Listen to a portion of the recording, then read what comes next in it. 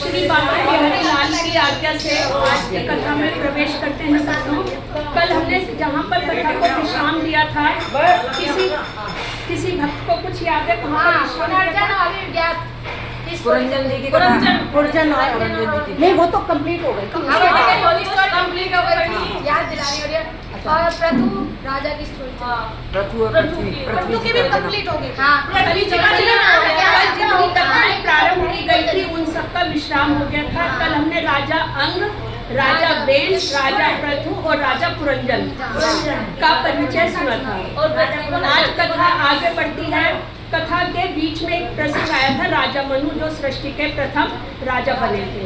उनकी पत्नी का नाम था शत्रुपा। उनकी पुत्रियां कितनी बताई थी? क्योंकि अगर कहानी को वहीं से कनेक्ट करके चलते हैं तो ज्यादा याद रहता है। 3 पुत्रियां थी और उनके 2 बेटे थे। एक का नाम था प्रियव्रत, एक का नाम था उत्तानपाद। उत्तानपाद के जो पुत्र थे उनका नाम था ध्रुव। ध्रुव का प्रसंग हम सभी ने सुना है। अब जो उनके दूसरे पुत्र थे प्रियव्रत, आज उनका प्रसंग आता है। ये सारे भगवान राम के वंशज हैं। इक्ष्वाकु वंश कह लीजिए या सूर्य वंश कह लीजिए। उन्हीं राजाओं का क्रमशः थोड़ा थोड़ा वर्णन आगे की कथा में है। तो आज सबसे पहले हम राजा प्रियव्रत का चरित्र सुनेंगे। राजा परीक्षित जी पूछते हैं, हे महाराज, प्रियव्रत तो बड़े भगवत भक्त और आत्माराम थे। उनके गृहस्थ आश्रम में कैसे रुचि हुई, जिसमें फंसने के कारण मनुष्य को अपने स्वरूप की विस्मृति हो जाती है और वह कर्म के बंधन में बंध जाता है। ये जो बेटा था इनका प्रियव्रत, इसका नाम था आत्माराम। नाम नहीं था, नाम था प्रियव्रत, लेकिन ये खुद को आत्माराम कहते हैं। आत्माराम का अर्थ क्या होता है? आत्माराम मिली, राम वचन मिली। राम का अर्थ होता है रमने वाला, और आत्मा अपने आप में, जो सिर्फ केवल अपने आप में ही मस्त रहता है। और अपने आप में कौन मस्त रहता है? आपके उत्तर से ही जुड़ा हुआ है, जो प्रभु के चरणों में रमा रहता है। बोलिए एक बार। इसमें किसी प्रकार का संदेह नहीं है कि जिनका चित्त पुण्य कीर्ति श्री हरि के चरणों की शीतल छाया का आश्रय लेकर शांत हो गया है, उन महापुरुषों की कुटुंब आदि में कभी आसक्ति नहीं हो सकती। हे ब्रह्मा जी, मुझे इस बात का आश्चर्य है कि ऐसा आत्माराम भक्त अपने स्त्री, घर और पुत्रादि में आसक्त रहकर भी उसने फिर किस प्रकार सिद्धि प्राप्त कर ली और क्यों की। राजन, राजकुमार प्रियव्रत बड़े भगवत भक्त थे। श्री नारद जी के चरणों की सेवा करने से उन्हें सहज में ही परमार्थ तत्व का बोध हो गया था। आदिदेव स्वयंभू भगवान ब्रह्मा जी को निरंतर इस गुण में प्रपंच की वृद्धि का ही विचार रहता है। भगवान विष्णु की कृपा से नारद जी और ब्रह्मा जी 2 देवता ऐसे थे, उन्हें एक चीज का आदेश मिला था, क्या? सबका काम बिगाड़ने का, प्रपंच में डालने का। जहाँ भी कुछ अच्छा होता प्रभु उनको आज्ञा देते, भाई काम नहीं चलेगा, जाओ इसकी बुद्धि बिगाड़ो, इसका कुछ तो काम करो। तो ये काम नहीं करो। हाँ जी, इस काम के लिए 2 ही नियुक्त थे, नारद जी और ब्रह्मा जी। तो नारद जी बना बनाया काम में भी कहते ना, ये तो नारद आग लगाने का काम करता है। वो कहावत वहीं से पड़ी है। करते वो अपनी इच्छा से कुछ नहीं थे, वो भी श्री हरि का आदेश होता था। उनका नाम नारद क्यों था? वो मुझे नहीं पता, क्योंकि उनका कहावा जो भी मैं कहते थे ना, वो कभी मीठा नहीं था, इसलिए नारद, उनका कहावा कभी मीठा नहीं था, इसलिए उनका नाम नारद। बहुत बढ़िया। वैसे मुझे पता था, लेकिन भक्तों से भी पूछना चाहिए। मोदी एक काम करो, निकाल दो वहाँ से। ब्रह्मा जी को निरंतर इस गुण में प्रपंच के लिए श्री हरि का आदेश मिलता रहता था। पहले यही रख दिया करो कि नहीं तो प्रियव्रत को आत्मविद्या का उपदेश देने के लिए वहाँ नारद जी भी आए थे। ब्रह्मा जी के वहाँ पहुँचने पर उनके वाहन हंस को देखकर देव ऋषि नारद जान गए कि हमारे पिता भगवान ब्रह्मा जी पधारे हैं। अतः वे मनु और प्रियव्रत के सहित तुरंत खड़े हो गए और सबने उनको हाथ जोड़कर प्रणाम किया। राधे राधे बोलना पड़ेगा भाई। श्री ब्रह्मा जी ने कहा, बेटा मैं तुमसे सत्य सिद्धांत की बात कहता हूँ, ध्यान देकर सुनो। श्री हरि के प्रति किसी प्रकार की दोष दृष्टि नहीं रखनी चाहिए। तुम ही क्या, हम महादेव जी, तुम्हारे पिता मनु और तुम्हारे गुरु ये महर्षि नारद भी विवश होकर उन्हीं की आज्ञा का पालन करते हैं। हे प्रियवर, उसी अव्यक्त ईश्वर के दिए हुए शरीर को सब जीव जन्म मरण शोक मोह भय और सुख दुख का भोग करने अर्थात कर्म करने के लिए सदा धारण करते रहते हैं। अब इस कथा का, यहाँ तक की कथा का आशय ये है कि ये जो प्रियव्रत थे, आत्माराम जी को कहते थे, इनका चित्त सदा श्री हरि की भक्ति में लगा रहता था। राजा ध्रुव तो चले गए थे राज सिंहासन को त्याग कर, उसके बाद राजा बनना था। तो जब इनसे कहा गया कि अब आप राजगद्दी पर बैठो, राज्य संभालो, तो इन्होंने मना कर दिया कि मेरी सांसारिक विषय वासनाओं में, सांसारिक भोग विलास में कोई रुचि नहीं है, मुझे गद्दी की कोई लालसा नहीं है, मैं तो केवल अपने प्रभु के चरणों में लगना चाहता हूँ। तब महर्षि ब्रह्मा जी आते हैं, नारद जी आते हैं और सब मिलकर इनको समझाते हैं कि ये शरीर मनुष्य का दिया हुआ है, हम जो भी कर्म करते हैं वो प्रभु की आज्ञा से करते हैं, सुख हो या दुख हो अपने कर्मों के अनुसार हमें भोगना ही पड़ेगा। और जब तुम स्वयं को आत्मा राम कहते हो, भगवान में रमने वाला कहते हो, तो उनके आदेश का उल्लंघन कैसे कर सकते हो? तुम्हें राजा बनना है और राजा बनकर अपने कर्तव्यों का पालन करना है। सभी लोगों के बहुत बार समझाने के बाद प्रियव्रत जी मान जाते हैं और वो कहते हैं कि अच्छा ठीक है, जैसी प्रभु की आज्ञा। जब त्रिलोकी के गुरु ब्रह्मा जी ने इस प्रकार कहा तो परम भागवत प्रियव्रत ने छोटे होने के कारण नम्रता से सिर झुका लिया और जो आज्ञा ऐसा कहकर बड़े आदर पूर्वक उनका आदेश मान लिया। पहले तो कौन सा आदेश माना? विवाह करने का। ये विवाह के लिए ही तैयार नहीं थे। इनका भाव ये था कि जो स्त्री होती है वो हिरण के समान, बंदर के समान आदमी को माया मोह में, विषय वासना में फंसा देती है, अपना भी बुरा करती है और पति का भी बुरा करती है, मतलब विषय वासनाओं के चक्कर में फंसकर, ऐसी इनकी सोच थी। तो इसलिए विवाह से दूर रहते थे। लेकिन नारद जी और ब्रह्मा जी के मनाने से ये मान जाते हैं। इस प्रकार मनु जी ने इस प्रकार ब्रह्मा जी की कृपा से अपना मनोरथ पूर्ण हो जाने पर देव ऋषि नारद की आज्ञा से प्रियव्रत को सारे भूमंडल का राजा बना दिया और दुस्तर जलाशय की भोग इच्छा से वे निवृत्त हो गए। इसके बाद उन्होंने प्रजापति विश्वकर्मा की पुत्री बहिर्ष्मति से विवाह किया। उनके 10 पुत्र हुए। 10 में से 3 की मृत्यु हो जाती है, बाद में उनके 7 पुत्र बचते हैं। अब एक दिन ऐसे ही करते करते वो जो उनकी पत्नी थी बहिर्ष्मति, वो बहुत ज़्यादा सुंदर थी और अपने रूप यौवन के जाल में राजा को उलझाए रखती थी। जो राजा अभी तक श्री हरि के चरणों में लगा रहता था, दिन रात उनकी भक्ति करता था, वो उसका मन, उसका चित्त वहाँ से हट गया और पत्नी के प्रति प्रेम और अनुराग उनका बढ़ता चला गया। यहाँ तक कि एक दिन स्थिति ये हो गई कि वो भगवान को प्रणाम करना भी भूलने लगे। इतनी विषय वासनाओं में उनकी आवृत्ति, उनकी आसक्ति हो गई। वह स्त्री अपने हाव भाव और लज्जा से, संकुचित मंदहास्य युक्त चितवन से और मन को लुभाने वाले विनोद आदि कर्मों से अपने प्रियव्रत विवेकहीन व्यक्ति की भांति उसके साथ लगी रहती और उसको भी सब भोगों को भोगने के लिए आकर्षित करती थी। एक बार जब उन्होंने ये देखा कि भगवान सूर्य सुमेरु की परिक्रमा करते हुए पृथ्वी के चक्कर काट रहे थे। एक दिन ये भ्रमण के लिए जाते हैं प्रियव्रत, तो देखते हैं भगवान सूर्य 7 घोड़ों के रथ पे सवार पृथ्वी का चक्कर लगाते हैं। सूर्य तो बहुत तेजस्वी थे, सारे संसार को प्रकाशमान करते। तो जैसे ही सूर्य आगे बढ़ते तो एक तरफ तो उजाला प्रकाश हो जाता था, बीच में पड़ता था सुमेरु पर्वत। तो सुमेरु पर्वत की ऊंचाई और विशालता के कारण उस भाग में अंधेरा हो जाता था। वो इनको पसंद नहीं आया। उन्होंने भगवान को चैलेंज दे दिया, चुनौती दे दी कि ये जो तुम कार्य कर रहे हो ये मुझे बिल्कुल भी पसंद नहीं। ऐसा आप भगवान क्यों कर रहे हैं? पृथ्वी के एक हिस्से पर अंधेरा है, एक हिस्से पर उजाला है। मैं रात को भी दिन बना दूंगा। और तभी वो कहते हैं कि सूर्य के समान उन्होंने एक वेगवान रथ मंगाया और दूसरे सूर्य की भांति उसके पीछे पीछे पृथ्वी की 7 परिक्रमाएं कर डाली। जब भगवान सूर्य से प्रार्थना की, सूर्य भगवान ने भी कहा कि यह विधि का विधान है, तुम भाग्य से, विधाता से परे नहीं हो सकते। केवल ये प्रभु की इच्छा है कि अगर ऐसा नहीं होगा, एक पक्ष में अंधेरा एक पक्ष में उजाला नहीं होगा, तो ये संसार नहीं चलेगा। इसी से दिन और रात की सृष्टि होनी है। लेकिन प्रियव्रत को ये चीज़ें पसंद नहीं आती। वो कहते हैं कि मैं इतना शक्तिशाली हूँ, अपने तप के बल से विधि का विधान भी बदल दूंगा। उस समय जैसे ये रथ लेकर चल रहे थे, जो रथ का पहिया होता है ना, उसमें ऐसे ऐसे कील होती हैं। तो जब वो पहिया आगे चलता तो मिट्टी में उसके नोक से लकीरें, निशान होते हैं ना, जैसे हम मिट्टी पर चलते हैं कोई भी चीज़ को ऐसे घिसा के, तो उसके निशान पड़ते चले जाते हैं। तो जैसे जैसे इनका रथ आगे बढ़ रहा था, 7 लकीरें खिंच गई और ये आगे गए, बढ़ते जाते थे। उन्हीं 7 लकीरों से इन्होंने 7 द्वीपों की, 7 समुद्रों की रचना की। कथा के विस्तार के साथ साथ इन प्रसंग में ये सब भी आ रहा है कि किस तरह से सृष्टि का विस्तार हुआ। पृथ्वी के प्रसंग में सुना था कि जो राजा पृथु थे उन्होंने सारे पहाड़ों को काटा था और एक जगह किया था जिससे पृथ्वी रहने योग्य समतल हो सके, प्लेन हो सके। उससे पहले सारी पृथ्वी उबड़ खाबड़ थी। ऋषि मुनियों के लिए, लोगों के लिए कोई घर नहीं थे, कोई गांव नहीं थे, कोई फसल नहीं होती थी। ये सारा कार्य राजा पृथु ने किया था। गांव बसाए, मंदिर बसाए, मोहल्ले बसाए और जाति धर्म के अनुसार उनके पूजने का स्थान अलग किया।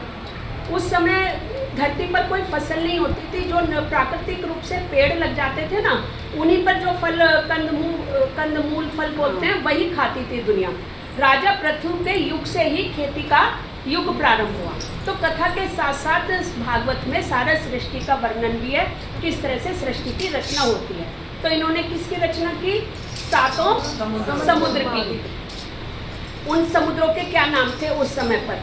जम्बू, प्लक्ष, शाल्मली, पुष्य, क्रौंच, शाक और पुष्कर। इनमें से पहले की अपेक्षा आगे का समुद्र और भी दुगना बड़ा होता जाता था। कि पहला समुद्र 1 मीटर है तो दूसरा समुद्र, ये उदाहरण दे रही हूँ, 2 मीटर, एक का डबल। तीसरा समुद्र उसका भी दुगना 4 मीटर। इस तरह से उसका योजन, परिमाण, मात्रा बढ़ती चली जाती थी। अब वो जो 7 समुद्र थे, सबसे पहला था खारे जल का, दूसरा था ईख, गन्ने के रस का, तीसरे में मदिरा, मदिरा तो सभी समझते हैं, शराब, सोमरस, देवताओं का सोमरस। चौथे में घी, फिर दूध, मट्ठा और मीठे जल से ये सारे भरे हुए थे। ये 7 दीप खाई के समान थे और क्रमशः अलग अलग 7 दीपों को बाहर से घेरकर ये स्थित थे। बहिष्मती जो उनकी पत्नी थी, महाराज प्रियव्रत ने उनके साथ अपने 10 पुत्र पैदा किए। 10 पुत्र में से 3 की मृत्यु हो जाती है और जो बाकी 7 पुत्र थे उनको एक एक द्वीप का राजा बना दिया। अपनी पत्नी से उनको एक कन्या भी हुई जिसका नाम था ऊर्जस्वती और उसका विवाह उन्होंने शुक्राचार्य जी से किया। कोई जानता है? हाँ, राक्षसों के हाँ। ये तो बहुत ही साधारण प्रश्न और बहुत बढ़िया। एक बार सारे भक्तों की जय, देर से आने वाले भक्तों की भी जय। जो जल्दी आए उनकी महाविजय, उनकी तो जोर से जय जय। हाँ महाविजय। उसी से शुक्र कन्या देवयानी का जन्म हुआ। हे राजन, जिन्होंने भगवान के चरणार बिंदों की रज के प्रभाव से शरीर के भूख, प्यास, शोक, मोह और जरा मृत्यु, इन 6 गुणों को अथवा मन के सहित 6 इंद्रियों को जीत लिया है, ऐसे भगवान के भक्तों का पुरुषार्थ होना कोई आश्चर्य की बात नहीं है। इस तरह से राजा प्रियव्रत को राजन शासन करते करते बहुत समय बीत जाता है और जब एक दिन उसका मन विरक्त हो जाता है तब उसे बुद्धि आती है। फिर से वो क्या कहता है कि हाय, बहुत समय हो गया, मैं तो स्त्री का ये हाथों का खिलौना बन गया। उसने मुझे बंदर की तरह बहुत नचाया। मेरी बुद्धि को धिक्कार है, जो पहले हरि चरणों का आश्रय लेती थी, मैं अब वो अभागा स्त्री के अधीन हो गया। इस प्रकार उन्होंने अपने आप को बहुत कुछ बुरा भला कहा और अपना सारा राज्य अपने पुत्रों को सौंपकर वो वन में प्रभु की भक्ति करने के लिए चले गए। बोलिए भक्त माते बिहारी लाल की जय। इसके बाद उनके पुत्र होते हैं आग्निथ। आग्निथ ये उनका चरित्र है।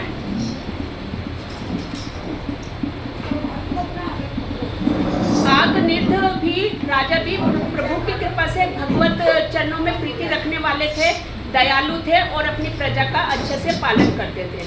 उनके अंदर केवल एक ही दोष था, क्या कि उनको सुंदर स्त्रियां बहुत जल्दी आकर्षित कर लेती थी और जैसे वो नचाती थी उनकी मानते थे और हर रोज उनको नई नई कन्याओं को भोगने का एक व्यसन या आदत कह लो। ऐसे ही करते करते एक दिन वो जल विहार के लिए किसी सुंदर तालाब स्थान पर बैठे हुए थे। चारों तरफ बहुत सुंदर शीतल हवा चल रही थी, पेड़ थे, पेड़ की शाखाओं पर कोयल, मयूर आदि उस स्थान पर नृत्य कर रहे थे। कोयलों की बहुत सुंदर बोली थी और हंस भी वहाँ पर विचरण कर रहे थे। अचानक वो क्या देखते हैं कि एक बहुत ही खूबसूरत अपने पैरों में घुंघरू बांधे हुए, पायल बांधे हुए एक अप्सरा वहाँ पर प्रकट होती है, जिसका रूप, यौवन, सौंदर्य अत्यंत मधुर था।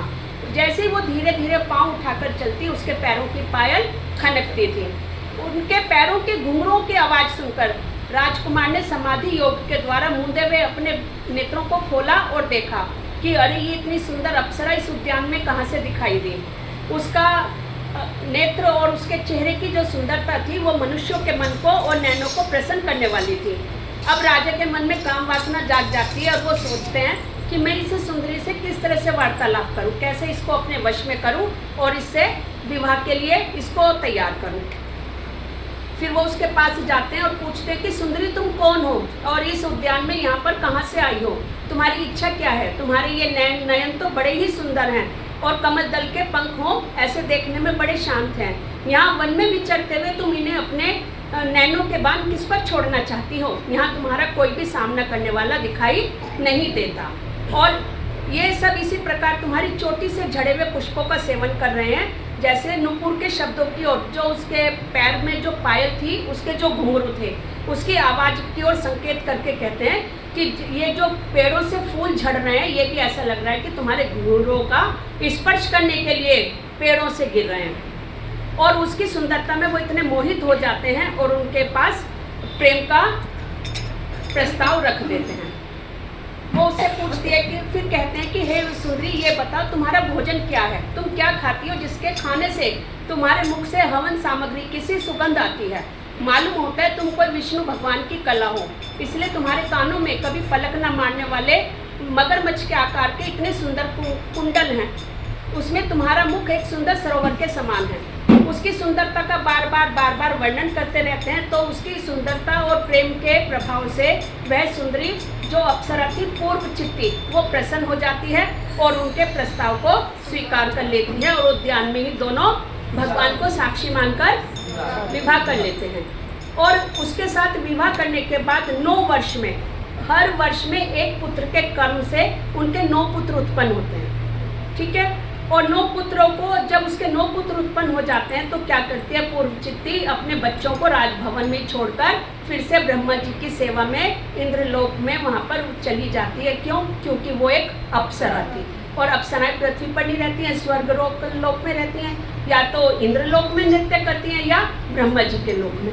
तो वो ब्रह्मा जी की आज्ञा से नीचे आई थी, इसलिए 9 पुत्र जब उसके पैदा हो जाते हैं वो फिर से ब्रह्मलोक में वापस चली जाती है। इनके सारे पुत्र माता के अनुग्रह से अच्छे स्वभाव वाले थे और उनके एक पुत्र में इतनी शक्ति थी कि वो अपनी शक्ति से पूरे राज्य का अच्छे से पालन करते थे। और भगवान ने उनको इतनी शक्ति और इतने स्वभाव में सुंदरता दी थी कि वो भोगने के साथ साथ श्री हरि के चरणों में भी उनकी प्रीति थी। ये पिता का भी संस्कार था और माता का भी। इस प्रकार पिता समय के साथ साथ पिता की मृत्यु हो जाती है और ये सारे 9 पुत्र धरती का भोग करते हैं। बोलिए बांके बिहारी लाल की जय। अब इनके पुत्र राजा नाभि का चरित्र। राजा नाभि भी अपने पूर्वजों की तरह दयालु थे और प्रजावत्सल थे, अपनी प्रजा का पुत्रों के समान पालन करते थे, परंतु इनके साथ एक कमी थी कि इनके कोई संतान नहीं थी। बहुत समय तक भगवान की तपस्या पूजा आराधना करने के बाद भी इनको कोई पुत्र या कन्या प्राप्त नहीं हुई। एक बार सारे ब्रह्म ऋषियों को बुलाते हैं और उनसे प्रार्थना करते हैं कि प्रभु बहुत समय हो गया धरती पर, विचार करते करते भ्रमण करते करते कोई ऐसा उपाय बताइए जिससे मुझे भी संतान प्राप्त हो सके। तो सारे ऋषि मुनि को कहते हैं कि तुम भगवान विष्णु का ध्यान करो, उनकी शरण में जाओ। बहुत वर्षों तक उनकी तपस्या करने के बाद भगवान विष्णु प्रकट होते हैं, दर्शन देते हैं। ये क्या कहते हैं राजा नाभि कि मुझे पुत्र तो चाहिए, लेकिन कैसा पुत्र चाहिए जो केवल आपके जैसा हो। भगवान विष्णु को हंसी आती है और कहते हैं कि भाई ये तूने क्या मांग लिया, मेरे जैसा तो बस एक मैं ही हूँ धरती पर, पूरे 3 लोकों में ब्रह्मांड में, तो मैं कैसे दूँ। तो राजा नाभि क्या कहते हैं कि प्रभु अब ये तो आपको देखना है, आपने कहा क्या मांगना है तो मैंने मांग लिया। अगर आप मुझे वरदान में पुत्र देना चाहते हैं तो मैं ये चाहता हूँ कि या तो आप ही मेरे यहाँ पुत्र के रूप में प्रकट हो या जैसे आपको अच्छा लगे वैसा करें। तो राजा भगवान विष्णु प्रसन्न हो जाते हैं और कहते हैं कि ठीक है, समय आने पर मैं ही तेरे पुत्र के रूप में जन्म लूँगा।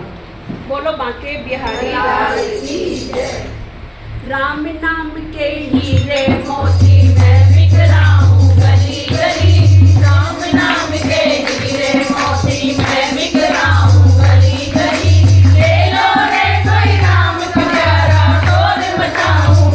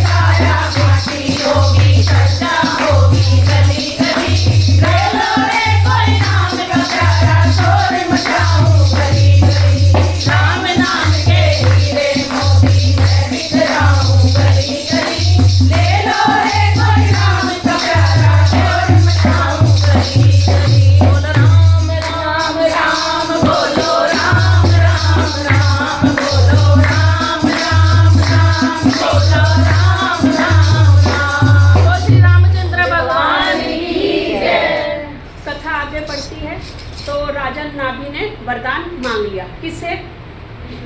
क्या वरदान मांगा? आपके जैसे ये दे दिया। आपके जैसा पुत्र नहीं वरदान दे दिया। तो दे दिया। चलिए, अब एक बार क्या होता है, भगवान इंद्र ने ईर्ष्या के वश उनके राज्य में वर्षा नहीं की राजा नाभि के। जब उनको ये पता लगता है कि भगवान विष्णु ने ही इनको वरदान दे दिया है और भगवान विष्णु अब तो अवतार लेंगे इनके पुत्र के रूप में, कहीं भी कुछ अच्छा होता था इंद्र भगवान को सबसे पहले परेशानी हो जाती थी। कोई तपस्या करे तो, किसी को वरदान मिल जाए तो, वो कुछ भी हो, वो सबसे पहले परेशान, जलन और कुढ़न के मारे दुखी हो जाते थे बेचारे। पता नहीं कितना भगवान बनाया उसे। पूछ के आएंगे। अभी तो बारिश हो रही है। तब योगेश्वर जो इनके पुत्र थे, राजा नाभि के जो पुत्र थे उनका नाम था ऋषभदेव, जो भगवान विष्णु उनसे अवतार लेते हैं मनुष्य के रूप में, उनका नाम पड़ा ऋषभ। तो ऋषभदेव जी भगवान विष्णु के अंश अवतार, ठीक है। तो राजा ऋषभ भी बहुत अच्छे थे अपने पिता की तरह, वो तो भगवान विष्णु का अवतार थे। श्री हरि के चरणों में उनकी भक्ति थी, अपने माता पिता का ध्यान रखते थे, अपनी प्रजा का अच्छे से पालन करते थे। तब योगेश्वर भगवान ऋषभ ने इंद्र की मूर्खता पर हंसते हुए अपनी योग माया के प्रभाव से अपने वर्ष में खूब जल बरसाया।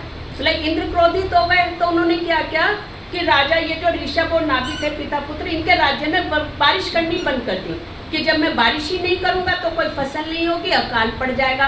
और पहले क्या होता था, जब बारिश नहीं होती थी फिर से भगवान इंद्र को प्रसन्न करने के लिए यज्ञ किए जाते थे कि किसी तरह से। आजकल तो जब मर्जी जब देखो प्रभु कृपा कर देते हैं, बारिश हो जाती है। पहले यज्ञ करने पड़ते थे, भगवान इंद्र को प्रसन्न किया जाता था। बड़े नखरे होते थे भगवान के भी ना, बहुत तपस्या के बाद बारिश होती थी। तो उन्होंने यही सोचा कि जब मैं इसके राज्य में वर्षा नहीं करूंगा, अकाल पड़ जाएगा, तो ये मेरे लिए यज्ञ करेंगे, मेरी प्रार्थनाएं करेंगे, मेरी स्तुति करेंगे, मेरी मान मनोहार करेंगे, मान करेंगे, मनाएंगे। हाँ और क्या। और तभी मैं क्या करूंगा, बारिश करूंगा।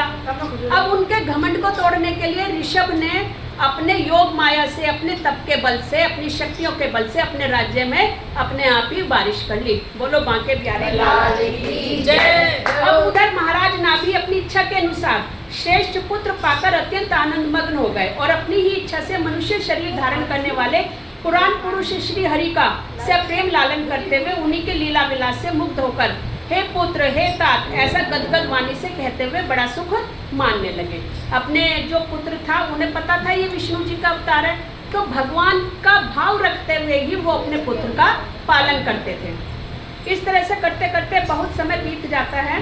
अच्छा, ये जो ऋषभ देव थे, इन्हीं से अगर आपने सुना हो कि जैसे हमारा हिंदू धर्म है ऐसे ही जैन धर्म भी है। ये जैन धर्म के प्रथम गुरु है, आदिनाथ भी कहते हैं और तीर्थंकर भी कहते हैं। तो जैन धर्म का जो प्रारंभ हुआ वो इन्हीं से हुआ। तो राजर्षि नाभि के उदार कर्मों का आचरण दूसरा कौन पुरुष कर सकता है, जिनके शुद्ध कर्मों से संतुष्ट होकर साक्षात श्री हरि उनके पुत्र हो गए थे। महाराज नाभि के समान ब्राह्मण भक्त भी कौन हो सकता है, जिनकी दक्षिणा से संतुष्ट हुए ब्राह्मणों ने अपने मंत्र बल से उन्हें यज्ञशाला में साक्षात भगवान के दर्शन करा दिए। समय बीतने के साथ साथ गुरुदेव जी को यथोचित दक्षिणा देकर गृहस्थ में प्रवेश करने के लिए तैयार किया गया और फिर लोगों की गृहस्थ धर्म की शिक्षा देने के लिए देवराज इंद्र की कन्या जयंती से ऋषभ का विवाह हुआ। जो देवराज इंद्र क्रोधित थे, उन्हीं के क्रोध को शांत करने के लिए, उन्हीं को मनाने के लिए उनकी पुत्री जयंती से राजा ऋषभ का विवाह होता है। इस प्रकार अपने कर्मों का आचरण करते हुए उसके गर्भ से ही अपने समान गुण वाले 100 पुत्र उत्पन्न किए। अब राजा ऋषभ के कितने पुत्र होते हैं? 100 पुत्रों में जो 99 थे, 99 पुत्र साधारण थे, सामान्य बच्चों की तरह से थे, कोई बहुत विशेष बुद्धि वाला नहीं था, सामान्य थे। लेकिन उनमें जो एक भरत थे, वो बहुत ही विशिष्ट बुद्धि वाले, बिल्कुल विलक्षण गुणों वाले व्यक्ति थे। और जिन कहते हैं कि जिसको सारा कुल अपने ऊपर नाज करते हैं कि मेरे कुल में एक ऐसा पुत्र पैदा हुआ जिसने सारे कुल को तार दिया। ऐसे राजा भरत हुए।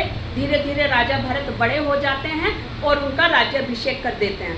ऋषभ देव भी अपने पूरे प्रजा को बुलाते हैं, उनको आत्मज्ञान का, आत्म तत्व का उपदेश देते हैं, सांसारिक सांसारिक माया मोह से फंसना और इनसे दूर होना, उनको माया का हटने का उपदेश देते हैं। और उसके बाद ऋषभ देव भी अपनी समाधि में लीन हो जाते हैं, अर्थात अपना शरीर त्याग देते हैं। उनके बाद राजा कौन बना? भरत। अब भरत का कहानी में आगे बढ़ने से पहले कुछ बोलेंगे? क्या बोलेंगे या मैं बोलूं? मैं बोलूं? चलो तुम ही बोलो।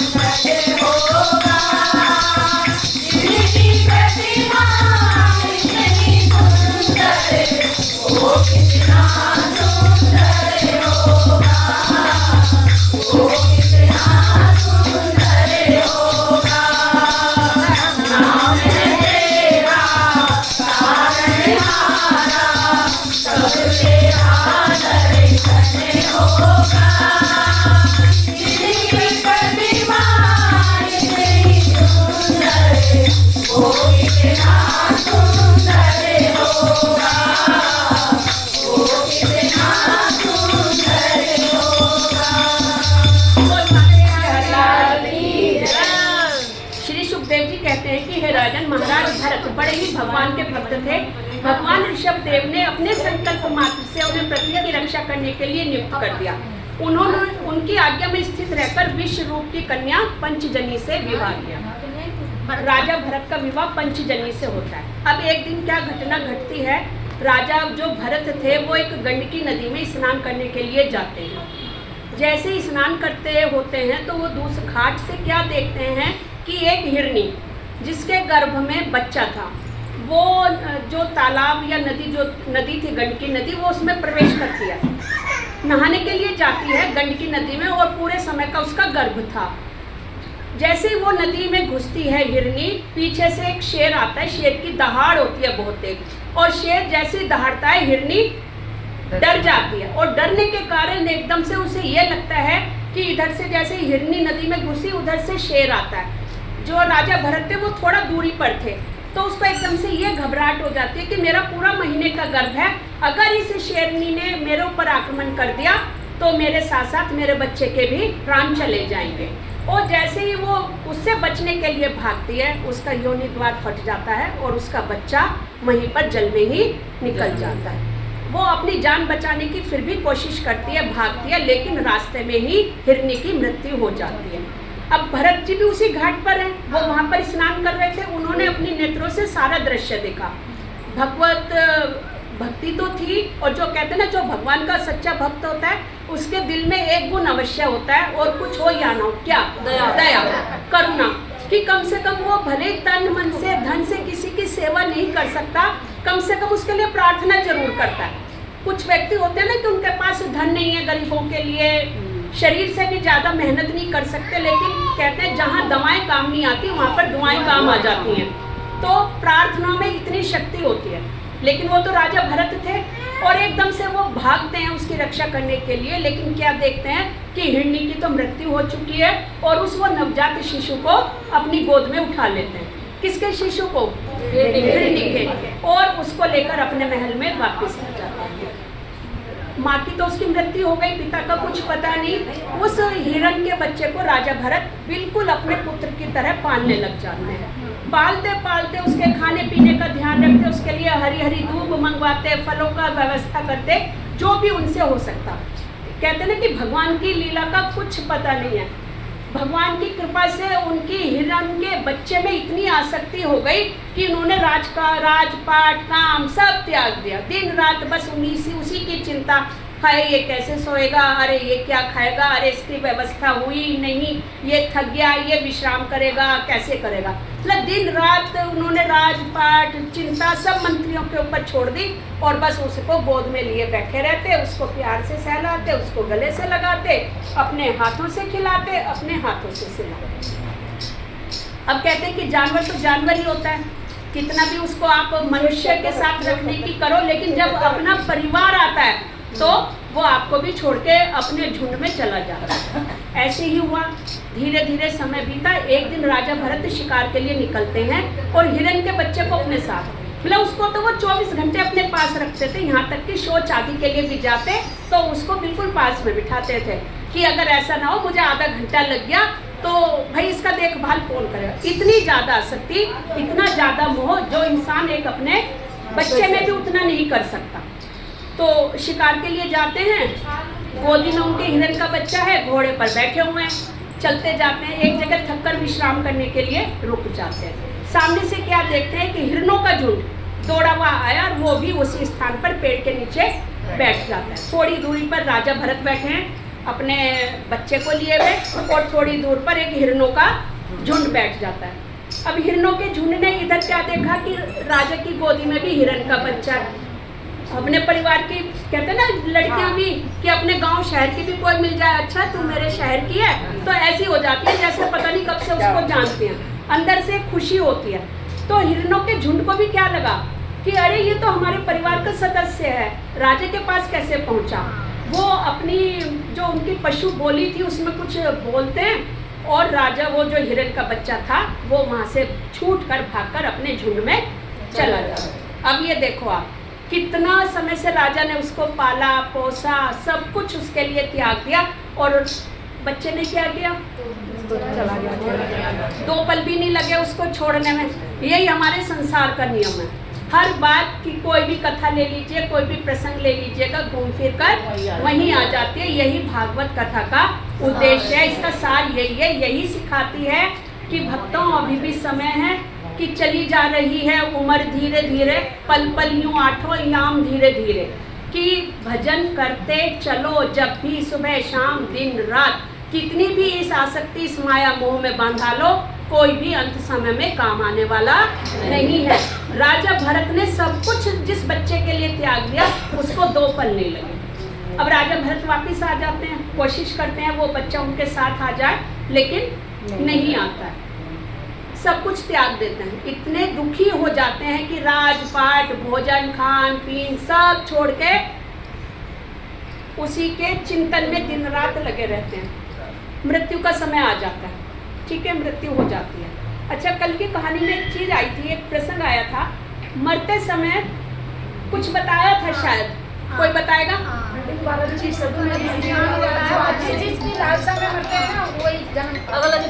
कल क्या हुआ था? जो चीज दिमाग में रहती है वो अगले जन्म में हमारे सामने आती है, या तो से कोई रिश्ता होता है। कल के प्रसंग में कुछ हुआ था ऐसा?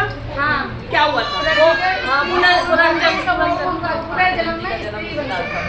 वो क्योंकि वो स्त्री उल्लास में रहा करता था तो स्त्री बना दिया उसे, स्त्री बना दिया। अब यहाँ पे क्या होगा? बोलिए बाके बिहारी लाल की जय। उस हिरण में इतनी ज्यादा आसक्ति थी उनकी कि मृत्यु के समय भी वो हिरण के विषय में ही सोच रहे थे। एक बार उनके मुख से भगवान का नाम नहीं निकला, प्राण निकल जाते हैं, अगला जन्म उनको हिरण की योनि में ही मिलता है। बोलिए बाके बिहारी लाल की जय। अच्छा, ये प्रसंग सुन के कुछ इच्छा हुई? मेरे तो मन में भाव आया अपने आप ही, प्रभु की कृपा से कल को मैं भी तो मरूंगी, है ना? रोज आना ध्यान रोज आ जाना नहीं, कुछ इच्छा भी होती है मेरे मन में बहुत। अभी तो ये भजन बहुत लोकप्रिय हो चुका है जो अभी हम बोलेंगे, जब मैं बहुत छोटी सी थी, ये भी मेरे मन में कभी अपने घर के संस्कार से ही था, तो मैं ये कहती थी अपनी, मेरी मम्मी को बहुत ज़्यादा था ये, वो हमेशा दिन रात रामायण का पाठ करती थी। हमारे घर का ये था कि नित्य प्रति 2 पेज रामायण के पढ़ने ही है, वहीं से शायद हमें भी थोड़ा बहुत संस्कार आया। तो मैं यही कहती थी मम्मी, मैं तो घर में भी थोड़ा सा उस समय परिस्थितियाँ खराब थी, बहुत परेशानियाँ सभी ने झेली हैं कि भगवान पता नहीं हमारे साथ तो क्या होगा। बहुत छोटी सी थी तब ये कहती थी कि अगर मुझे तो पत्थर ही बना दियो, और पत्थर भी बनाइयो तो ऐसा बनाइए कि मैं ना तेरे मंदिर की सीढ़ियों पे लगूं, मुझे भगवान जी की मूर्ति नहीं बनना, सीढ़ियाँ बना दे तू मुझे तो, या मुझे तो कुत्ता ही बना देना। सीढ़ी बनोगी? क्या बात है, कुत्ता भी बनूं तो ऐसा बनूं जो तेरे दरवाजे की चौखट पे बैठा रहूं, फूल बनूं तो ऐसा बनूं जिसके फूल तेरे दरवाजे पर तेरी चौखट पर चढ़े। ये मैं 15-20 साल की होंगी जब से ये मेरे भाव में, क्या पता भगवान ने सुनी, आज उसी का भजन बन गया कि मोरी बनइयो तो बनइयो वृंदावन को,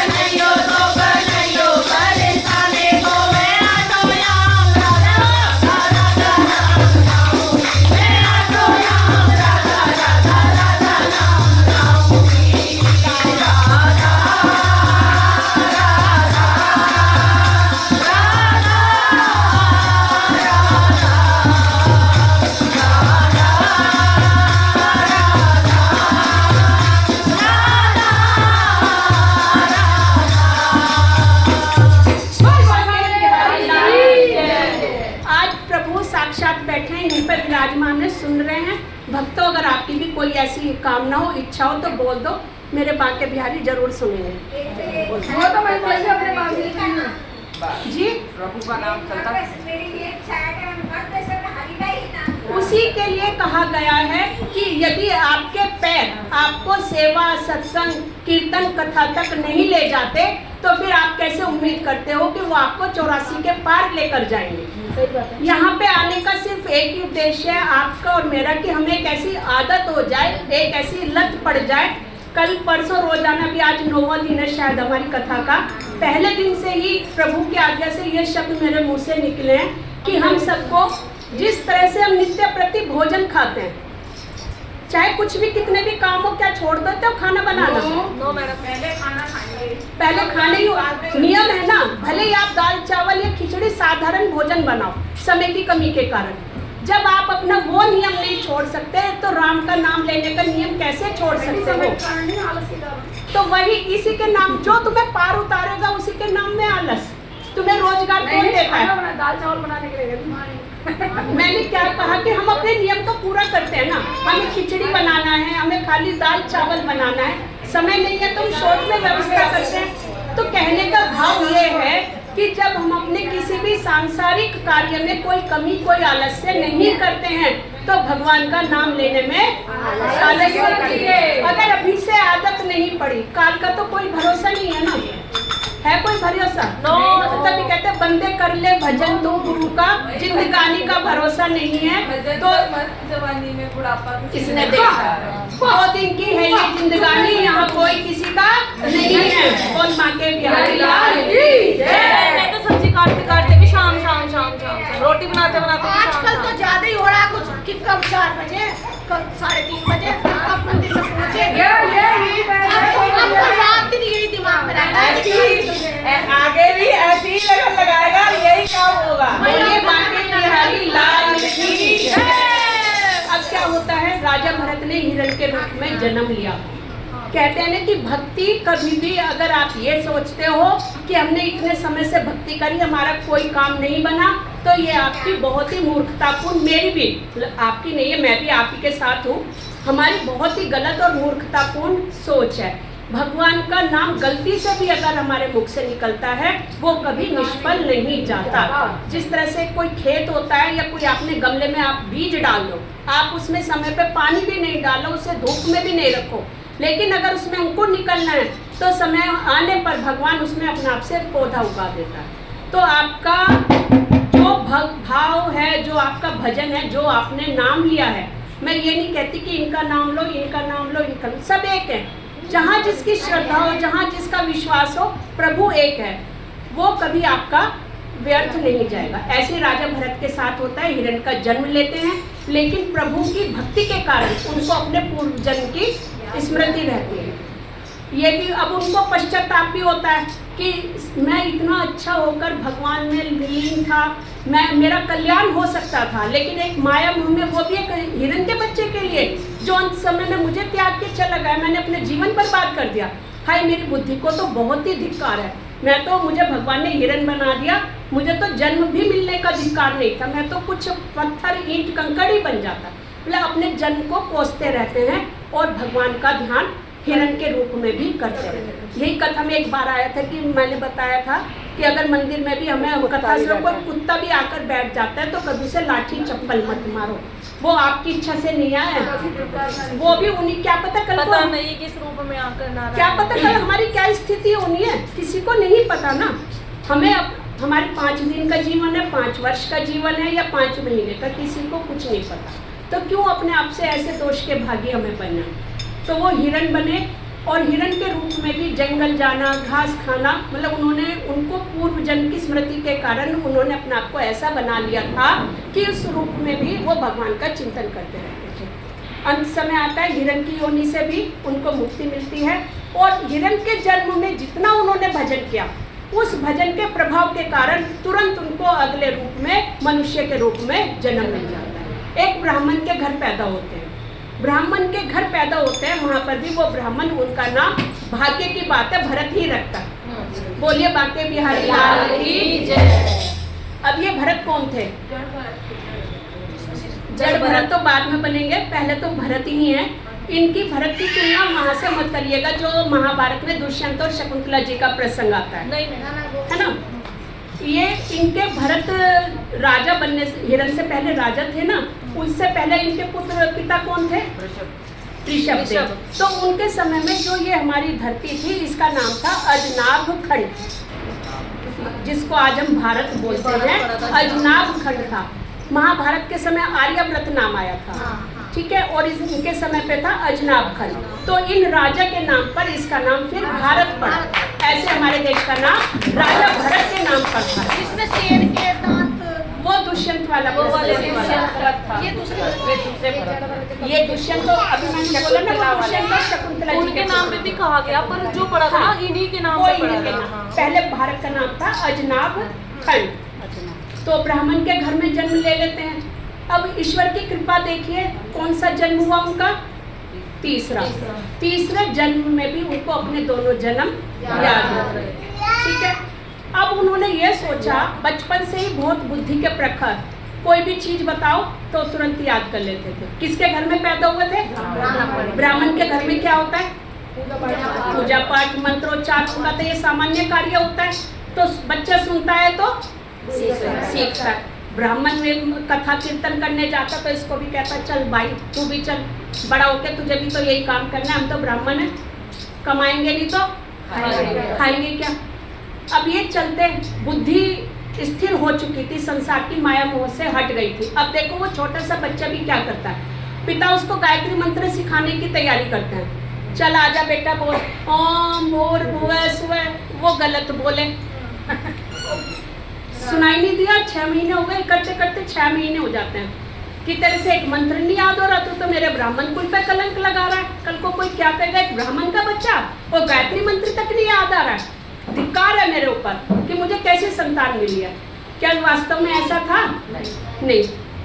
उन्होंने अंदर ही अंदर, जब उनके पिता किसी संस्कार के लिए जाते, जितने उनके घर में वेद शास्त्र, जितने पुराण, जो भी उनके कथा कीर्तन की पुस्तकें, ग्रंथ जो भी थे, 5 वर्ष की आयु में ही उन्होंने सब कंठस्थ कर दिए। लेकिन उन्होंने उस समय अपने मन में एक प्रण किया था कि पहले मैं भरत था, फिर मैं हिरण बना और भाग्य से अब भी भरत बन गया, लेकिन मुझे बिल्कुल जड़ किसको कहते हैं?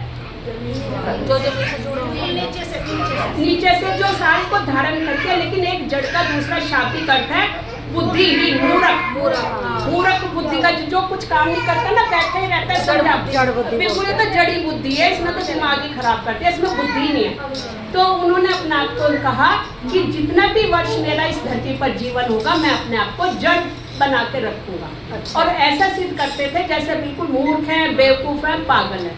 तो पिता उसे कहते बोल ओम भूर्भुवः स्वः, वो कहते चौं भू, सारा गलत उच्चारण करते थे कि जिससे कि पिता मेरे ऊपर कोई भार ना डाले और मैं मन ही मन भगवान का जाप करता। ठीक है, प्रसाद है।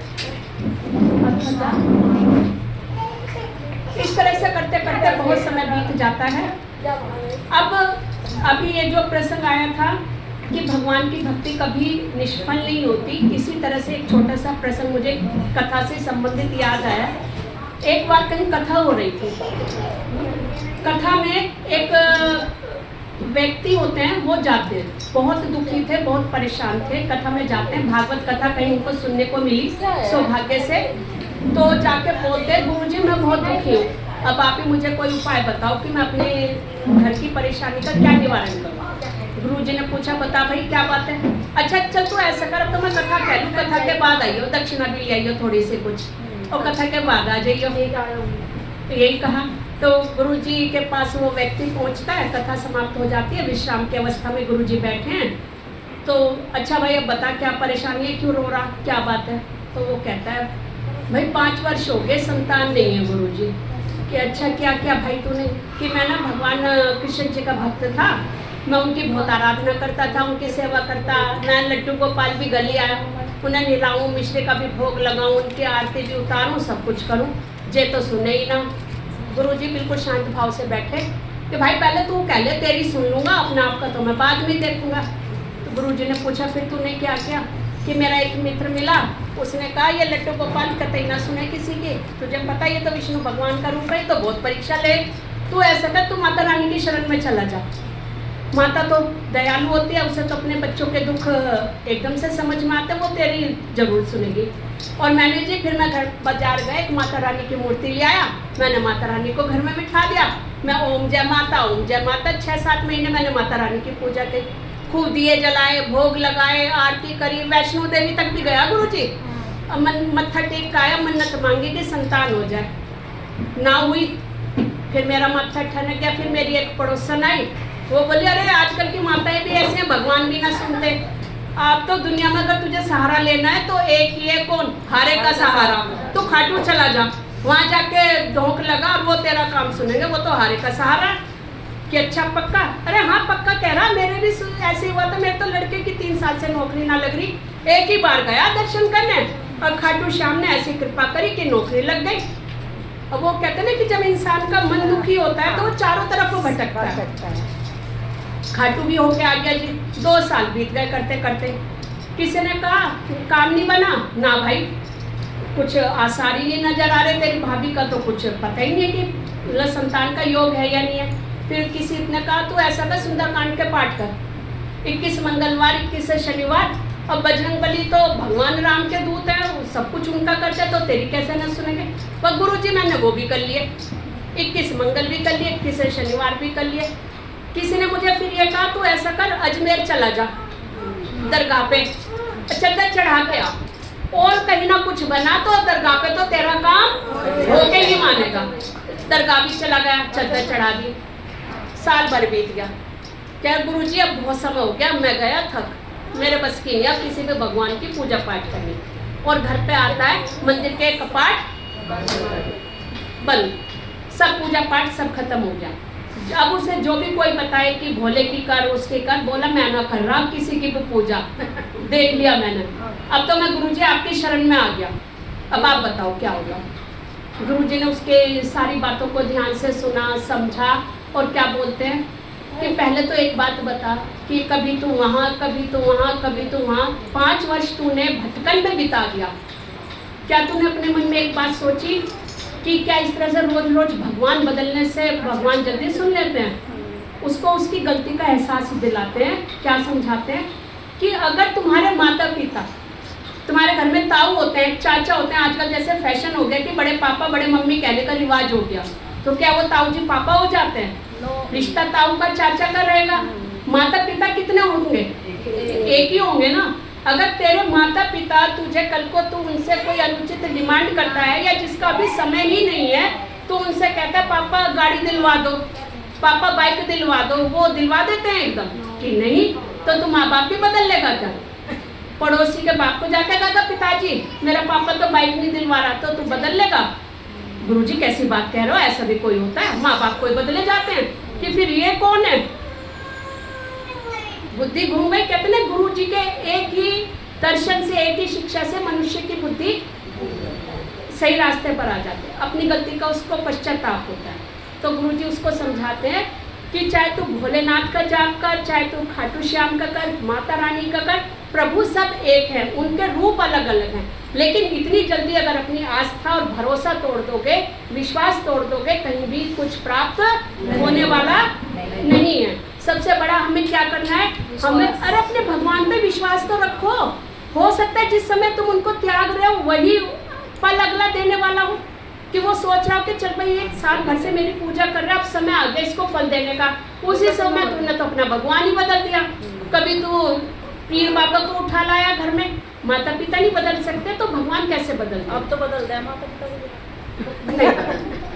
नहीं बदल भले ही दे, लेकिन माता पिता बदलते तो बदल। बोले बाके बिहारी लाल की जय। अब यही प्रसंग राजा भरत से जुड़ता है। तो एक बार जब वो 5 वर्ष का बच्चा बैठा हुआ था, तपस्या में इतना लीन था, उसको कुछ होश नहीं थी। कोई भी रास्ते में आता जाता, कोई उसके बाल छेड़ देता, कोई उसका ऐसे कुत्ता खींचता, कोई उसकी चप्पल छेड़ गए। जैसे होता है ना कि एक बच्चे को परेशान करते हैं, सब उसको परेशान करते थे और छेड़ के उसको भाग जाते। उस बच्चे के अंदर कोई क्रोध नहीं, कोई ईर्ष्या नहीं, कोई गुस्सा नहीं। कोई इधर से उसके कपड़े छीन जाए, कोई पीछे से उसके 2 जमा के चला जाए। मतलब कितना शांति, कितनी एकाग्रता उसकी अपने जाप के प्रति 5 वर्ष के बच्चे के अंदर होती है। कभी इतनी शक्ति, इतनी सहन शक्ति नहीं। एक दिन ऐसे करते करते वो माता काली के मंदिर में बैठा और भगवान का जाप कर रहा था। आयु कितनी थी? 5 वर्ष की। ये प्रसंग इसलिए रिलेट किया कि भगवान की किसी भी रूप में, अब वो भगवान पूजा तो वो भगवान विष्णु की करते थे, ध्यान से सुनिएगा, लेकिन मंदिर किसका था? काली माँ का। काली माता का। अब कोई ये कह दे भक्तों की प्रसंग काली माँ को क्या आवश्यकता थी? लेकिन भगवान हर रूप में रक्षा करते हैं अपने सच्चे भक्त की। तो जैसे वो वहाँ पर बैठा था, भगवान में ध्यान लगा हुआ था अपने भगवान विष्णु का, ओम नमो भगवते वासुदेवाय, ओम नमो भगवते वासुदेव का जाप चल रहा था। अचानक से बहुत सारे डाकू आते हैं, मंदिर में प्रवेश कर जाते हैं और वो सोचते हैं कि भाई आज तो मजा आ गया, कितना सुंदर दिव्य बालक है, इसको आवाज भी लगा रहे हैं, ये कुछ बोलता नहीं है। उन डाकुओं को बलि देने के लिए एक बच्चे की जरूरत थी। बलि तो समझते ना, पुराने समय में नर बलि का रिवाज था कि अपनी कोई भी मन्नत पूरी हो जाए। अभी भी है। हाँ, कामाख्या देवी में तो बलि चढ़ती, मनुष्य पशु की, हाँ पशु की बलि चढ़ती है ना। पशु की बलि तो अभी कलकत्ता में भी है, माँ काली पे बकरी की बलि चढ़ती है। विंध्याचल का बहुत जगह चढ़ाया चलाते हैं। हाँ, कलकत्ता का तो मैंने अभी दर्शन किए हैं नवंबर में, बकरे की बलि हमने अपने सामने होती देखी है। तो उन डाकुओं को एक छोटे ही बच्चे की जरूरत थी, नवीन सुंदर, नवीन से मतलब कम आयु वाला। सारे डाकू खुश हो जाते हैं और उस पर हमला कर देते हैं। पहले उसके ऊपर हाथों से प्रहार करते हैं। बच्चे को कुछ होश नहीं है, भगवान की भक्ति में इतना लीन है कि उसको कुछ होश नहीं है। वो फिर से तलवार उठाते हैं डाकू और जैसे ही उसे मारने का प्रयास करते हैं, माता काली तुरंत प्रकट हो जाती है और अपने खड़ग और तलवार लेकर उन सारे डाकुओं का विनाश कर देती हैं। बोलिए बाके बिहारी लाल की जय। भजन सेवा सुनना चाहते हैं ठाकुर जी? सुनाओ आप।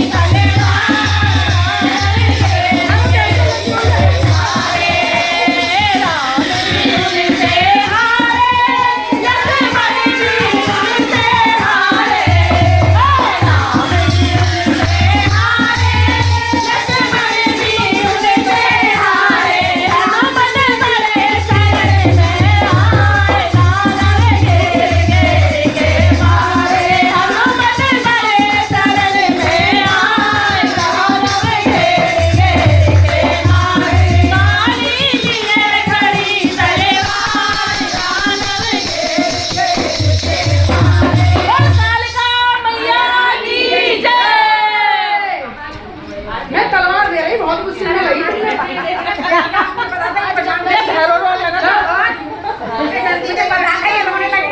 ये बैरू रोड लगा। लौंडिया कह रही अच्छा काली इस प्रकार से कथा आगे बढ़ती है और राजा भरत जड़ भरत के नाम से विख्यात हो जाते हैं। इसी क्रम में जब आगे वो बढ़ते हैं, धीरे धीरे तपस्या करते हैं और अपना महल आश्रम सब छोड़कर आगे बढ़ते रहते हैं। ऐसी एक जगह यात्रा करते करते वो एक स्थान पर पहुंच जाते हैं। वहाँ पर सिंधु वीर नाम का एक राज्य था। वहाँ का जो राजा था उसका नाम था रहुगन। एक दिन वो अपनी पालकी पे सवार होकर अपने कहारों के साथ जा रहा था। कहार समझते होंगे, पुराने समय में जो पालकी को अपने कंधे पर उठाकर, हाँ आंटी चार आम ये वो बोल रहा है कहाँ अच्छा जी धन्यवाद। तब अचानक क्या होता है, तो उसकी जो पालकी उठाने वाले कहार थे उनको एक जमादार की आवश्यकता पड़ती है। कहार की खोज करते समय भाग्यवश से वो ब्राह्मण देवता जो जड़ भरत, जड़ का अर्थ तो सबको समझ में आ गया कि उनका जड़ भरत नाम क्यों पड़ा था। उनको वो ब्राह्मण मिल जाते हैं। तो उन्हें देखकर बाकी के कहार सोचते हैं कि ये मनुष्य तो बड़ा हष्ट-पुष्ट ताकतवर है, ये तो बैल और गधे के समान अच्छी तरह से बोझा ढो सकता है, इसलिए बेगार में ही इसको पकड़ लेते हैं। बेगार का मतलब होता है बिना पैसे दिए, बिना तनख्वाह दिए काम कराना। और ये तो कुछ मुझे लगता है तो मूर्ख लग रहा है, बुद्धि से भी तो मेहनती तो करानी है, तो इसको पकड़ लेंगे, इसे कुछ ये तो मांगेगा नहीं, देना भी नहीं पड़ेगा। यद्यपि महाराज जो भरत थे वो किसी भी प्रकार इस कार्य के योग्य नहीं थे। कर्म तो उनके वो नहीं थे कि वो जमादार बनते, लेकिन देखो फिर भी वो कुछ विरोध नहीं करते हैं और उनके लिए जमादार का काम करने के लिए तैयार हो जाते हैं। राजा पालकी पर सवार है, कहार चल रहे हैं और एक तरफ से राजा भरत भी चल रहे हैं। अब वो चलते चलते क्या था, उनको इतना भान था, इस तरह से ध्यान से चलते थे कि चलते हुए सड़क पर रास्ते में कोई जीव, कोई जंतु या चींटी भी उनके पाँव के नीचे ना आ जाए। कहीं भी चलते हुए उनको आभास होता कि कहीं चींटियों का झुंड चल रहा है, तो वो अपना पाँव इधर उधर बचाते। और पाँव तिरछा रखने से क्या होता, राजा की जो पालकी थी वो टेढ़ी हो जाती। पालकी टेढ़ी हुई तो उसमें बैठे हुए राजा का सिर जो था पालकी की दीवार में लगा। अब पालकी की दीवार में लगा तो उसके चोट लगी। राजा घमंडी था, उसे राजा होने का बहुत घमंड था। अंदर से चिल्लाता है, अरे बेवकूफ कौन है ये, दिखाई नहीं देता मैं राजा हूँ। पालकी को ऐसे लेके चलता है, ध्यान से चल। राजा भरत को गुस्सा तो आता है, क्रोध आता है, लेकिन वो शांत रहते हैं क्योंकि उनका स्वभाव था कि एक तो मैं इसकी सेवा कर रहा हूँ, ऊपर से ये मेरा अपमान करता है कि चलो अच्छा मैं ठीक है मैं देखता हूँ। फिर से चलते हैं, वो पालकी को जानबूझकर फिर टेढ़ा कर देते हैं। अब रहुगन नीचे उतर आता है पालकी से, राजा जो थे, और कहते हैं भाई तेरी समझ में नहीं आ रहा, तेरे को अभी भी समझाया, तू नौकर है और मैं तेरा मालिक हूँ, तो नौकर को क्या करना चाहिए, नौकर का काम क्या है, मालिक की आज्ञा मानना। मुझे लगता है तेरा इलाज करना ही पड़ेगा, तू पागल है और मुझे तेरा इलाज करना पड़ेगा। भरत जी बहुत शांत चित्त से कहते हैं कि भाई मैं तो पागल हूँ, तूने ही तो कहा, तू मेरा इलाज क्या करेगा। ये तो वही बात हो गई कि कोई पीसी हुई वस्तु को दोबारा से आके पीस दे। मान लो ये आटा पिसा हुआ रखा है, कोई दूसरी बहन आई ना, मैं ही पीसूंगी इसे, तो वो उसे पीस रही है, तो उसका तो श्रम व्यर्थ है। आटा तो पिसा है तो उसको दोबारा से क्या पीसना। और अभी तुम कह रहे हो मैं तो पागल हूँ, तो पागल को शिक्षा देने से कुछ लाभ होगा नहीं। और वो उसको आत्मज्ञान का संदेश समझाते हैं। तो राजा रहुगन सोचता है कि शायद मुझसे कोई पाप हुआ है, गलती हुई है, ये जमादार बनने के योग्य नहीं है। इनकी बातों से ऐसा लग रहा है ये वास्तव में कोई संत है या कोई महात्मा है या कोई ऋषि है। तब उनसे वो कहते हैं कि महाराज मुझे अपनी आत्मशक्ति से, अपनी बुद्धि से ऐसा लग रहा है कि आप कोई ऋषि मुनि है और आप अपना हमें जो आपका असली परिचय है वो हमें परिचय दीजिए, और मैंने आपसे जो भी अपमान भरा व्यवहार किया है इसके लिए मैं आपसे क्षमा मांगता हूँ। भरत खुश हो जाते हैं, प्रसन्न होते हैं और उनको आत्मज्ञान का संदेश देते हैं, उनको उपदेश देते हैं। क्या कहते हैं कि नैनम छिन्दन्ति शास्त्राणि नैनम दहति पावक नैनम चेद कले यंत्यापो ना शोषयति मारुत है। जो गीता में भगवान अर्जुन को श्री कृष्ण ने कहा था वही तत्व का ज्ञान, आत्म तत्व का ज्ञान राजा भरत रहुगन को देते हैं। राजा रहुगन अपनी गलती को मानते हैं और उनकी समझ में आ जाता है कि संसार में जो सुख दुख हैं, जो भी कर्म है वो केवल हमारे शरीर के हैं। सुख दुख शरीर भोगता है, मन आत्मा हमारी निर्लेप है, किसी भी चीज़ का उस पर असर नहीं होता है। बोलिए बांके बिहारी लाल की जय। राजा भरत का चरित्र यहीं पर समाप्त होता है। आज प्रिय भक्तों, बहुत सुंदर पावन दिन है। पावन पतित तारिणी गंगा जी का आज धरती पर अवतरण हुआ था। गंगा माँ कैसे प्रकट हुई, कहानी कथा के प्रसंग के माध्यम से, पहले एक भजन के माध्यम से सुनेंगे। धरती पे कैसे आई गंगा। बोले गंगा मैया की जय। जरा इतना बता दे गंगा, तू धरती पे कैसे आई। जरा इतना बता दे गंगा, तू धरती पे कैसे आई। जरा इतना बता दे गंगा, तू धरती पे कैसे आई। जरा इतना बता दे गंगा, तू धरती पे कैसे आई। कौन तुम्हें यहाँ लेकर आया, कौन तुम्हें यहाँ लेकर आया। काम किया विश्राम, तू धरती पे कैसे आई। काम किया विश्राम, तू धरती पे कैसे आई। जरा इतना बता दे गंगा, तू धरती पे कैसे आई।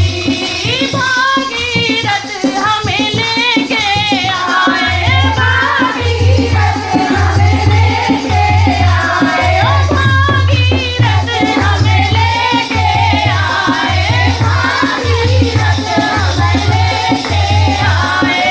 शिव जटा में किया जटा में किया विश्राम, धरती पे कैसे आई। शिव जटा में किया विश्राम, धरती पे कैसे आई। जरा इतना बता दे गंगा, तू धरती पे कैसे आई। कौन तुम्हारी पूजा करता, कौन तुम्हारी पूजा करता। कौन करे स्नान, तू धरती पे कैसे आई।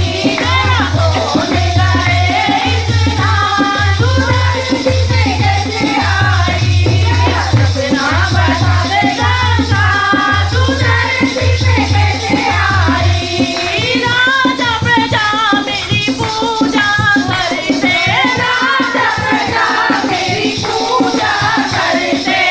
ऋषि मुनि करे स्नान, धरती पे कैसे आई।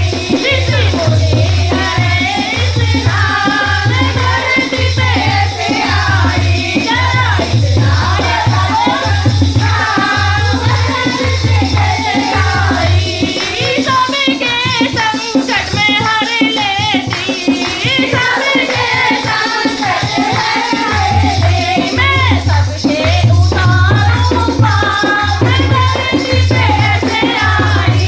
मैं सबके उतारूं पार, धरती पे कैसे आई।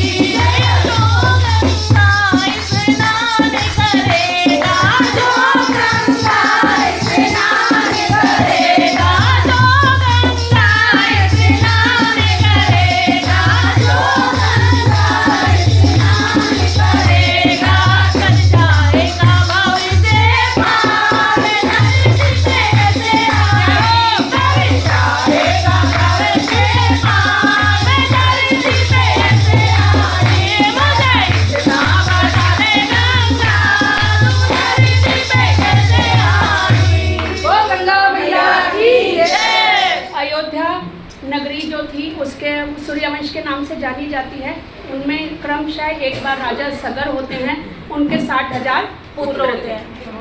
अब राजा सगर ने एक बार अपने राज्य को विस्तार देने की भावना से अश्वमेध यज्ञ का आयोजन किया। खबर कहाँ तक फैल जाती है, अभी अभी आया था, बताओ। हाँ, अरे एक ही तो है प्रमाद फैलाने वाले, नारद जी और एक और बताए थे, नारद जी ने नारद जी और ब्रह्मा जी थे जो सबको प्रपंच में फैलाते थे। इंद्रलोक तक खबर पहुंच जाती है कि राजा सगर ने एक यज्ञ का अनुष्ठान किया। उसमें विघ्न डालने के लिए राजा जो थे इंद्र, उन्होंने यज्ञ का घोड़ा पकड़ लिया। पहले यही होता था ना अश्वमेध यज्ञ में कि घोड़ा छोड़ा जाता था, फिर उसको जो भी पकड़ लेता था उसके साथ या तो युद्ध होता था या फिर वो घोड़ा बिना हार मानकर ऐसे ही वापस कर देता था। तो वो घोड़ा पकड़ लेते हैं और ले जाकर कपिल मुनि के आश्रम में बांध देते हैं। ये हरकत करता कौन है? इंद्र।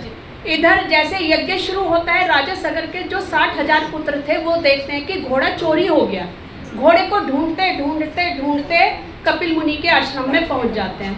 कपिल मुनि जी तपस्या में लीन थे, उनको ये आभास ही नहीं है कि कोई आया उसने चुपके से घोड़ा बांधा, इस प्रसंग का उनको तनिक भी भान नहीं था, तपस्या में लीन थे।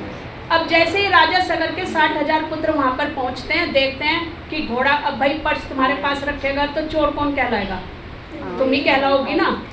उनको कपिल मुनि पर गुस्सा आ जाता है, कहते ना रंगे हाथों तो भाई तुम पकड़ा गया है। तो वो कपिल मुनि से और उनका वाद विवाद होने लगता है। कपिल मुनि उनको समझाते हैं कि भाई शांत हो जाओ, मैंने कोई घोड़ा चोरी नहीं किया है, मुझे नहीं पता यहाँ पर कैसे आए। प्रभु की लीला थी, नहीं तो वो अपने तप के ज्ञान से पता लगा सकते थे, लेकिन ऐसा नहीं हुआ। जो राजा सगर के पुत्र थे उनको क्रोध आ जाता है और वो उनके साथ बहुत अपमान भरा व्यवहार करते हैं। कपिल मुनि को क्रोध आया, उन्होंने हाथ में लिया जल, कमंडल और लिया जल छिड़क दिया। 60,000 पुत्रों का भस्म हो गए, सारे के सारे पुत्रों की हत्या हो गई। इधर राजा सगर को पता चलता है कि मेरे सारे पुत्र मारे गए, वो शोक से व्याकुल हो जाता है। उनकी मुक्ति के लिए उपाय सोचता है, लेकिन उसको कोई उपाय नहीं मिलता। धीरे धीरे ऐसे पीढ़ियां आगे बढ़ती जाती हैं। उनके वंश में आगे अंशुमान होते हैं, राजा दिलीप होते हैं, लेकिन बहुत प्रयास होने के बाद भी उन पुत्रों की मुक्ति का कोई उपाय नहीं होता। फिर राजा दिलीप से आगे एक उनके पुत्र होते हैं राजा भगीरथ। भगीरथ बहुत दयालु और वो भी भगवान में ध्यान रखने वाले थे। वो प्रण करते हैं कि भले मेरे दादा परदादा मेरे पिता कुछ नहीं कर पाए हैं, लेकिन मैं प्रण करता हूँ कि मेरे जो पूर्वज थे, जो मेरे 60,000 जो भाई लगे, मैं उनकी मुक्ति के लिए यथासंभव प्रयास करूँगा। आश्रम में जाते हैं, ऋषि से वार्तालाप करते हैं और उनसे उपाय पूछते हैं।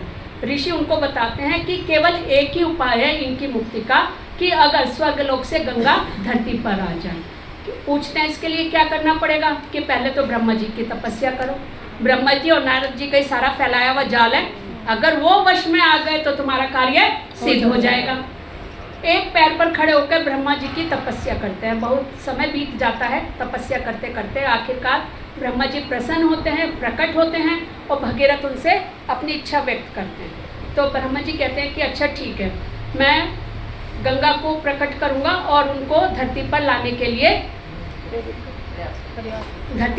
लिए मैं तैयार हो जाऊंगा। और अपने कमंडल से गंगा को जैसे धरती पर प्रकट करने का आदेश देते हैं, तो वो बहुत तेज उनका प्रवाह था, वो वहीं पर रोक लेते हैं और अपने कमंडल में ही उनको वापस ले लेते हैं। और राजा भगीरथ से कहते हैं कि ऐसा करो, गंगा का प्रचंड प्रवाह इतना है कि अगर मैंने इसको इसी रूप में धरती पर छोड़ दिया तो ये सारे भारत का विनाश कर देंगे। राजा भगीरथ पूछते हैं कि मैं क्या करूं अब इसके लिए? तो कहते हैं तुम भगवान शिव की तपस्या करो, वही एकमात्र उपाय है, उन्हीं की आप शरण में जाओ। राजा भगीरथ फिर से एक पैर पर खड़े होकर लगातार कई वर्षों तक तपस्या करते हैं। उनकी तपस्या भगवान भोलेनाथ प्रसन्न हो जाते हैं और उनको दर्शन देते हैं। राजा भगीरथ अपना मनोरथ बताते हैं, तो भगवान शिव कहते हैं कि ठीक है, मैं गंगा को अपनी जटाओं में धारण कर लूँगा। अब गंगा को अपनी जटाओं में धारण किया, फिर भी उनका प्रवाह तो बहुत तेज था। फिर भगीरथ की प्रार्थना करने पर वो उनको थोड़ा धीरे धीरे बहाव से उनको छोड़ते हैं। नहीं, उन्हें घमंड हो गया। अब यहाँ पर एक प्रश्न ये आता है, क्या किसी भक्त को मालूम है कि भगवान शिव ने गंगा को जटा में धारण किया? उसका कारण क्या था? क्या केवल एक यही था? वो पति बड़ी साली थी। हाँ, वो साली थी, वो पति रूप में शिव को मानती थी, तो शिव वो नहीं कर पाए। बड़ी थी वो सब। बहुत सुंदर। 5 मिनट कथा को दीजिए, फिर उसके बाद आप अपना भजन बोल लीजिएगा। गंगा जी के 2-3 भजन आते हैं मुझे। बस 5 आती मेरी में भी हमें 16 आते हैं तो बुलाओ जब तक आ रहे हो। चलो बताओ आगे कंटिन्यू। चलो आप। कथा रुक जाती है। तो भगवान राधे भगवान शिव गंगा को अपनी जटा में धारण कर लेते हैं और फिर धीरे से उनको सौम्य रूप में धरती पर प्रकट करते हैं, उनको छोड़ देते हैं। फिर भी गंगा का प्रभाव बहुत ज़्यादा तेज था और गंगा जैसे ही ऊपर से पृथ्वी पर आती है, बीच में एक ऋषि जी का आश्रम पड़ता है, जन्हू ऋषि। उसका गंगा का बहाव इतना तेज था कि वो ऋषि के आश्रम को अपने में डुबोती हुई चली जाती है।